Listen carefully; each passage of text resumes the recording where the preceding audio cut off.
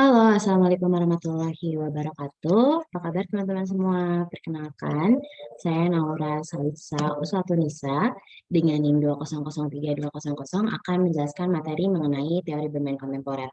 Pokok bahasannya seperti yang dapat teman-teman lihat. Langsung saja kita masuk ke teori yang pertama, yaitu teori bermain psikoanalitik. Nah, menurut teori bermain psikoanalitik, bermain merupakan media, sarana, alat, atau cara untuk mengeluarkan dan melepaskan emosi-emosi dalam diri anak. Selain itu, bermain juga merupakan media untuk belajar mengatasi pengalaman traumatik atau frustasi pada anak, dan bermain merupakan salah satu cara untuk mengukur, menguasai, dan mengetahui sifat suatu alat. Selanjutnya ada teori bermain kognitif biasa.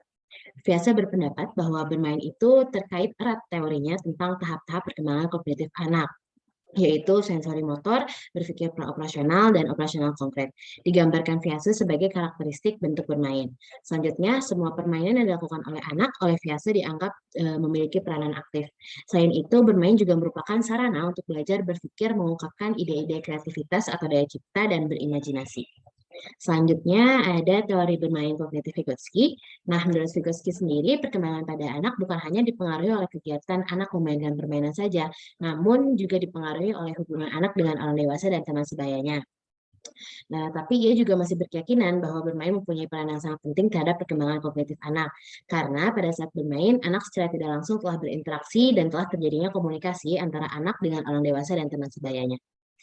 Selanjutnya ada teori bermain kognitif Brunner. Brunner memberikan penekanan pada fungsi bermain sebagai sarana mengembangkan kreativitas dan fleksibilitas melalui aktivitas bermain.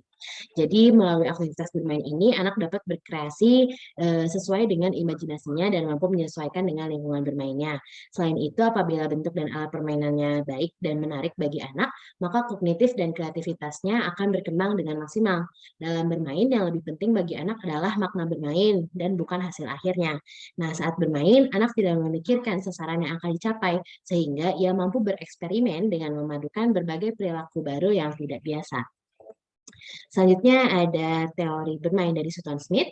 Sutton Smith mengemukakan bahwa bermain sebagai adaptive potentials, yaitu bermain memberikan berbagai kemungkinan anak dapat menentukan pilihan yang variatif dan mengatur fleksibilitas secara baik. Selain itu, bermain merupakan adaptive variability yang menyatakan bermain memegang faktor kunci dalam perkembangan manusia.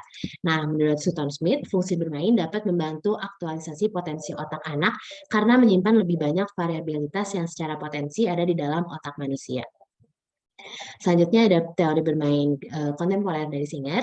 Singer berpendapat bahwa bermain mempunyai kekuatan positif untuk membantu perkembangan manusia, terutama bermain imajinatif. Nah, bagi Singer, bermain juga memberikan masukan bagi anak mengenai memajukan kecepatan masuknya stimulus, baik dalam diri maupun dari dunia luar, yaitu aktivitas otak yang secara konstan memainkan kembali dan merekam pengalaman-pengalaman. Selain itu, menurut Singer, melalui bermain, anak dapat mengoptimalkan laju kecepatan stimulus karena mengalami emosi atau perasaan yang menyenangkan.